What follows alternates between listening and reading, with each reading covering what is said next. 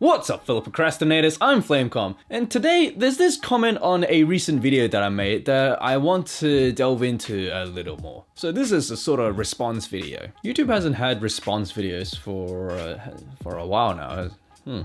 When did they remove that? But yes, anyways, on my recent Why I Love Micro Four Thirds Now video, this commenter wrote, first, okay, right.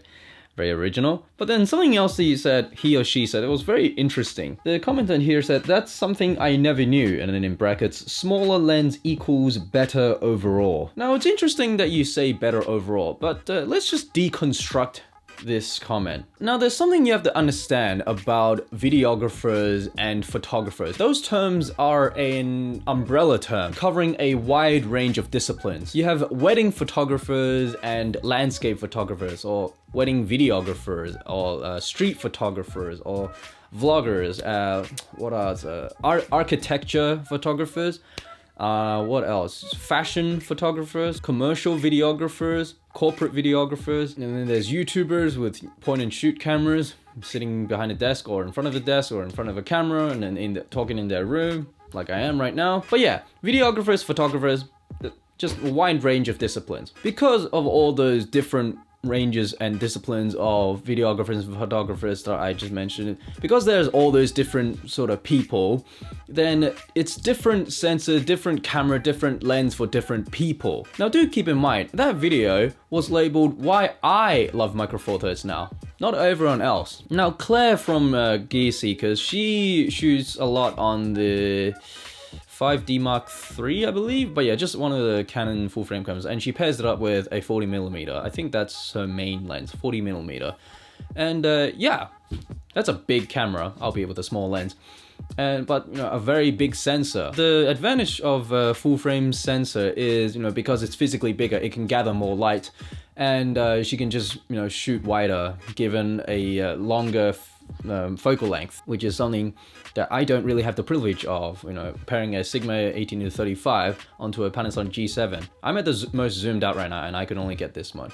I might have a speed booster coming in later on, and yeah, that can allow me to zoom in a little more and get shallower depth of field for you lovely peeps. Now there's a point that I forgot to make in that Micro Four Thirds video, which was that because there is a bigger sensor, the field of view is going to be bigger, so therefore the things that affects the depth of field is you moving in closer to the subject, or you having to zoom in a little more to fill in the subject in the frame. And you may or may not notice, but when you zoom in, aka, you know, increase your focal length, then your depth of field would get shallower and shallower. And so that's why when you compare Micro Four Thirds images and full frame images, and they both cover the same field of view, the full frame image has a shallower depth of field. It's either because the photographer or the videographer had to physically move in closer to the subject or zoom in closer to the subject, both of which gets a shallower depth of field. So that was a point that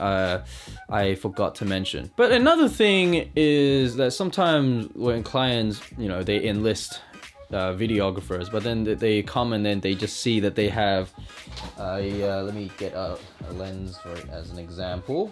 If you rock up with a tiny little lens like this for maybe a corporate shoot or whatever, you know, it's gonna be seen as not, you know, not really professional looking. This ain't professional, really. I mean, of course, it has all the affordances of that you can utilize and take advantage of as a professional. But the thing is with small lenses is that the zoom range is, you know, not the best. It's not like cinema lenses, and the focus pull. Why people love the Sigma 18-35 so much is, like, one reason is that there's a 120-degree focus pull, which is still smaller than cinema lenses. But the thing with cinema lenses is that the focus pull goes like so long, and then you can get very specific focus pulls. Whereas these lenses, they're made for photography, so their focus pull is pretty minuscule.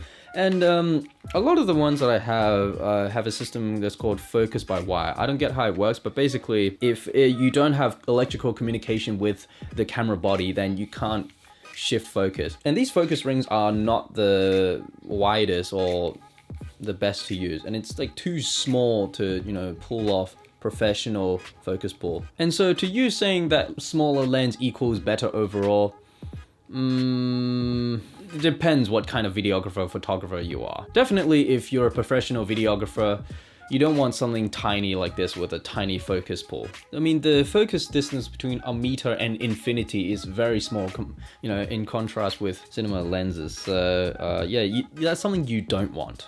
So yes, that has been my response to your peculiar statement. It's interesting, it is better, but for whom are you talking about? It is definitely better for a certain branch of videographers and photographers, the people that are very point and shoot, but for professionals who require deep focus pulls and whatnot, or they want a bigger sensor, hence a bigger body, you know, for professional fashion shoots and so on and so forth, or for corporate videos, then a smaller lens, not necessarily the best, the better for them actually. Different strokes for different folks. So yeah, anyways, that's that. With that said, thanks for watching and keep on procrastinating. So see ya.